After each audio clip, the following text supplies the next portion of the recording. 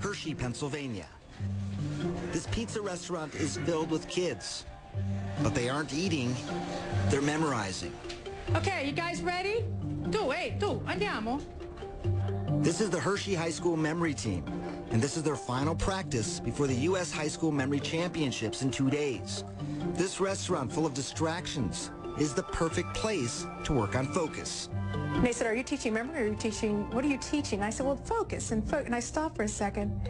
I said, I don't know if I'm teaching memory or focus. And what is the difference between the two? So I think focus is the almost preparation of the brain to accept data and reflect, and memory is the recall. Time.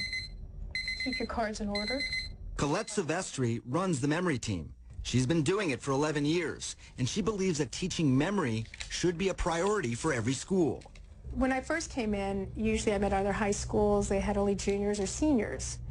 And I, at that time, had gifted all the way down to 8th grade, and this one kid, can I try the cards? You know, let him try the cards. So I looked at that, and I thought about it. Why not start them young and see what happens? Some of them have noticed their focus is better in tests. They can sit through the homework, through it all. So it increases attention span. I was fascinated. Their scores doubled per year. That's a lot. So even if they were challenged students, all their grades increased. And they learned how to study even if they were like, you know, they needed help. That surprised me. So from the most challenged to the most talented, everybody's memory increased. And that's why I stuck with it. There you go. Tuan is a sophomore at Hershey and an early favorite to do well in Saturday's competition. I'm more nervous than excited. Yeah, because there's going to be a lot of big competitors there. In school, I have used memory to help me remember formulas and science and math. And I've created mnemonic devices and other such things. And it has helped me on tests and stuff.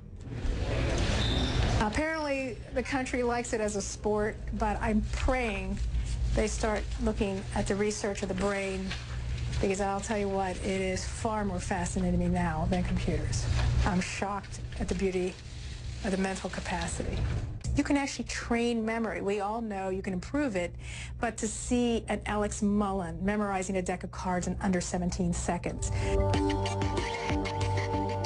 Alex Mullen has burst onto the memory scene over the last few years. He's also a firm believer that these memory techniques aren't just for show, but can help change the way we learn. I felt like I didn't really have a very good memory. I was doing things in school and forgetting things and getting frustrated, and so I picked up this book called Moonwalking with Einstein by Joshua Foer that talks about memory competitions and memory techniques, and that's really what hooked me. I started to practice memorizing kind of silly things like numbers and decks of cards, and it kind of just hooked me. I mean, it's hard to describe, but it became like an obsession for me. I remember when he first started doing it, because I thought it was hilarious, because Alex actually has a really bad memory in daily life, and I feel like I can say that because I'm his wife. Alex and his wife, Kathy, are both medical students in Jackson, Mississippi. They took a year off to focus on memory. Alex became both the U.S. and world memory champion. When he returns to medical school this summer, he plans to use these techniques to help him study and learn. My ability to come up with associations like that has definitely gotten better. I didn't consider myself to be a really creative person, and so I was worried about my ability to make associations, but it's definitely something that with practice you get better at, you get more creative, and it's very easy for me to think of things like that now. He's a world record holder in speed cards, memorizing a shuffled deck of 52 cards in under 17 seconds. He's going to give us a demo, and we're going to show him memorizing this deck in real time because it is that fast.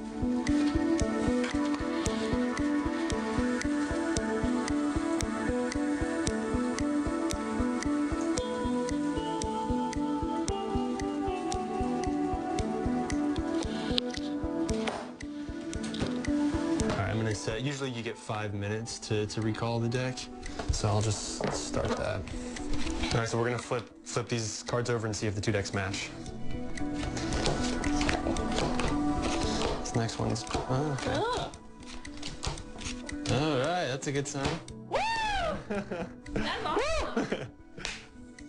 He nailed it in under 15 seconds. How?